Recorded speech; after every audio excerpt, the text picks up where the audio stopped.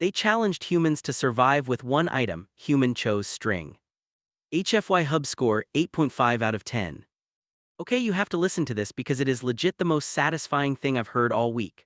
So the setup is this survival academy where all these aliens pick huge, flashy gear like plasma blades and instant shelters. Basically the survival equivalent of buying a $5,000 gaming PC just to play solitaire, and the human picks string, just a coil of string.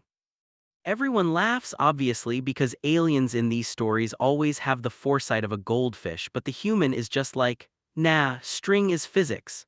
And he's right, it's the ultimate I told you so story, but without the guy actually saying it, which makes it hit so much harder. The vibe is pure quiet competence. It reminded me of this time I spent weeks trying to get this feral cat in my parking garage to trust me. I didn't chase it or try to grab it, I just set up the food, made a little safe spot, and waited. That's exactly what this guy does. He builds a web of alarms, he sets traps, he ties his shelter down so it flexes with the wind instead of breaking.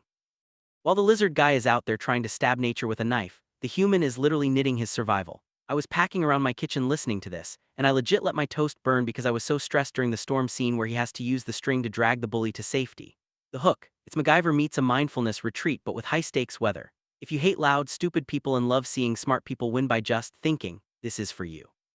1. Accessibility barrier, 10 out of 10. Super easy, no weird sci-fi jargon that makes you feel like you need a dictionary, it's just survival basics. Wind, rain, knots, simple. Number 2. Character cred, 9 out of 10. The human doesn't have a name, but he doesn't need one. He's smart, he doesn't brag, and he saves the jerks who mocked him. He's the guy you want on your group project. Number 3. Closure status, 10 out of 10. Complete perfection, the ending where he hands the string back all frayed and used, that's the mic drop moment, no loose ends. Number 4. Dialogue drip, 9 out of 10. String solves problems, noise attracts pride. These lines are sharp, they cut through the rambling alien arrogance like string through cheese. Number 5. Endgame payoff, 10 out of 10. The moment the instructor realizes the string wasn't a joke but a philosophy, I pumped my fist in the air. It felt so good to see him get that respect. Number 6. Found family factor, 5 out of 10. Not really a family vibe, more like I will keep you alive because I'm a professional even though you suck. He saves the others but they aren't hugging it out. Number 7. HFY video length, 1530 min.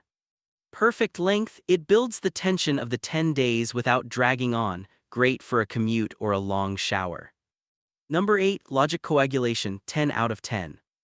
Everything he does with the string is actually possible. Tripwires, pulleys, lashings, it's real physics, not space magic, which makes it way cooler.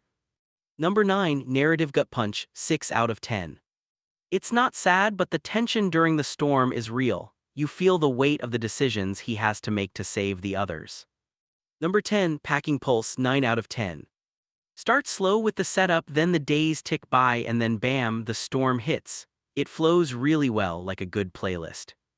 Number 11. Possible sequel, no. It doesn't need one, the point is made, anything else would just dilute the message. Number 12. POV perspective, 10 out of 10. Sticking to the human's calm, analytical headspace was the right move. It makes the panic of the aliens look even crazier by comparison. Number 13. The human edge, 10 out of 10. This is peak HFY, it's not about being stronger, it's about adaptability. We don't break, we bend and tie knots. Number 14. The onion factor tearjerker score, 3 out of 10. You won't cry, but you will feel a smug sense of satisfaction that is almost better than crying. Number 15. Thematic resonance, 10 out of 10.